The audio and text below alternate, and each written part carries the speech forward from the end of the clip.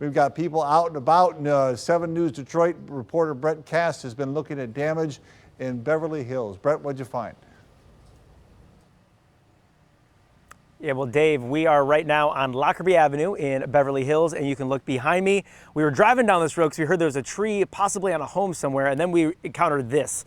You can see this massive tree completely blocking the road. We've seen neighbors walking around here just kind of taking a look at the damage. And if you see where it got uprooted right about where I'm at, you can just see it uprooted basically through the sidewalk. Part of the sidewalk has been picked up as well, and the damage just continues down this street, Lockerbie Avenue. You can see a number of branches here and even further down. I don't know how well you can kind of see down there. It was hard to see when we pulled up just because of how dark it was, but I mean, there are tree limbs scattered everywhere. You see some trees kind of almost look shredded a bit in some spots, and there's a lot of branches and I don't know if it's a part of a tree or piece of that same tree over there that is in that front lawn over there. But from my understanding and talking to some of the neighbors, it is up and down this street. It looks a lot like this. So we have not heard yet of any injuries. Everyone that we've talked to, the people they've checked in on, everyone is okay. So that is the good news. But we did hear that they may have had some cars damaged. But again, that's not anything we've been able to see ourselves just yet, having just arrived here and kind of, taking a look and getting a scope of the damage here.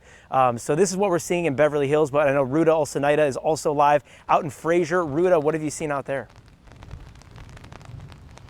Yeah, we're over in Macomb County. A lot of damage here as well, Brett. We just spoke to the homeowners here who said they heard a crack, they saw a flash, and this is what they saw, this tree coming down on top of their home. Now, thankfully, they were able to push this tree off of their roof and no immediate damage was reported, so they're not getting rained in right now. But you had mentioned, Mike, some of the flooding in Macomb County. Just take a look at this street. Cars are slowly trying to drive through here, trying to navigate just exactly how they can get through this water. But something that we're hearing right now, we were talking about it, it sounds like fireworks. We weren't sure.